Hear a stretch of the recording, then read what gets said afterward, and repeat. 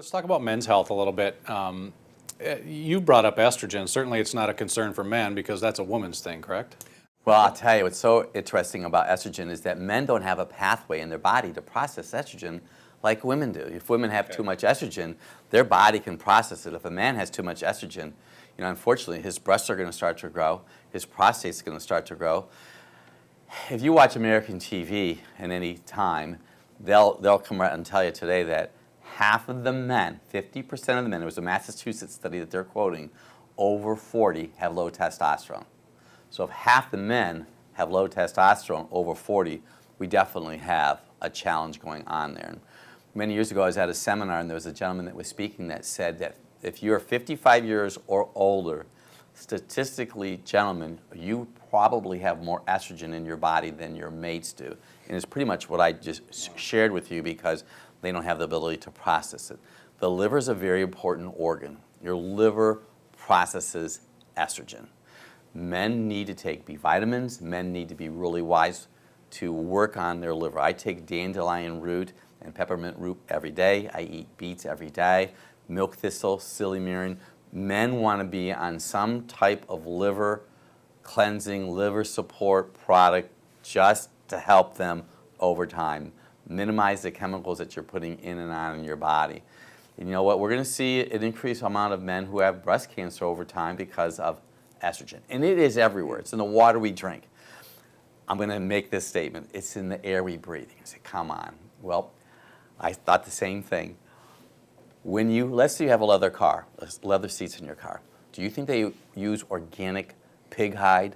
No. So I mentioned this to someone that was in my life. They said, Dr. Bob, when I went to buy my car, the car salesman said I have an all-natural car.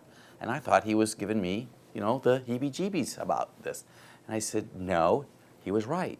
Because, and I'm not saying just breathing but if you start putting all of this together, the candles, the water, the soy, over time, not a year, not a 5-year, but over time, it's going to impair function. So, does the leather seats make a difference? You have to decide that. Now, here's a trick question. Let's say that you go golfing. How you love that camouflage golf ball? Never find it. Is it healthier to walk with your bag through the fairway on a wet, dewy morning, or is it healthier to drive in the cart on a hot, sunny afternoon? Interesting thought, isn't it? Yeah.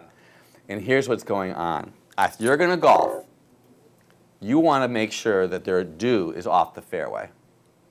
Why? Because as you're walking, you're kicking up the chemicals that have been applied to the fairway. Now, did you ever think that you would start seeing lawn applications that are saying organic? There are golf courses in the United States today that are organic golf courses. I have individuals that are in my life that have a passionate addiction to golf.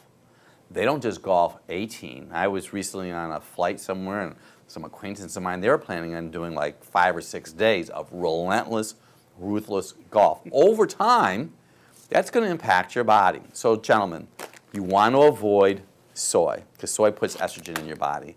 You want to be aware of canned food. You want to have a strategy for increasing the testosterone in your body and the release of estrogen. This is going to be a really important comment. There's something called aromatase. Aromatase inhibitors. The number one, the very best food on the whole planet for men to eat is broccoli.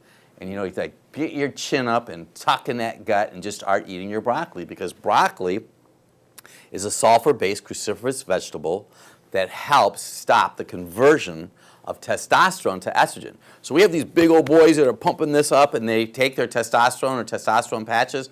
If you don't have chrysin or a aromatase inhibitor, that testosterone can get converted to estrogen. That's why I promote broccoli on a regular basis. Very serious, because I have had many men come into my office that can't urinate, and they have to self-catheterize, or they're peeing 4 or 5 or 6 times a night because their prostate's enlarging. So this is a very serious matter. You can golf anytime you want, but just be aware, and you want to minimize your soy products. And that's why I encourage, if you're going to eat organic, or if you're going to eat meat, you want to eat organic. You want to put as much organic in your body as you can, because there are chemicals everywhere, including the water we drink.